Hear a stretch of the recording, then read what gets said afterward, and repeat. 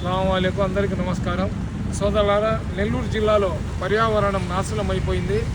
పర్యావరణాన్ని కాపాడడానికి ఇట్లాంటి చెట్లు వేయిస్తున్నానని చెప్తున్నారు.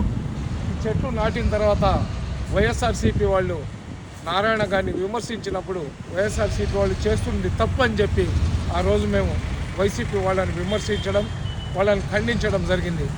అయితే ఏదైతే ఈ ట్రైనింగ్ స్కూల్ ఆడబిడ్డల ట్రైనింగ్ స్కూల్ ఉందో దాని లోపల చూడండి, వందల సంవత్సరాల వయసు గల ఈ చెట్టు ఏదైతే ఈ చెట్టు ఉందో ఈ చెట్టును ఎవరికి అడ్డం లేదు. ఈ చెట్టు ఇంత ఇంత ఇంత చెట్టు రావాలంటే దాదాపు 100 సంవత్సరాలు పడుతుంది.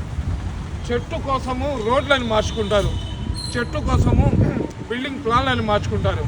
కానీ వీళ్ళు ఎవరు కడుపుకు అన్నం తింటున్నారో పెంట తింటున్నారో మనిషి జన్మ ఎత్తినారో లేదో తెలియదు. కానీ ఈ చెట్టును నరికేసి అక్కడ చూడండి, ఇంత ఇంత పెద్ద చెట్టును నరికేసినారంటే నిజంగా కడుపు మండిపోతుంది.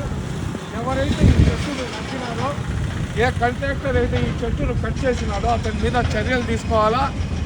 ఎవరైతే ఈ చెట్టును కట్ చేసినారో వాళ్ళ మీద ఇమీడియట్గా పోలీస్ కేసు వేయాలా.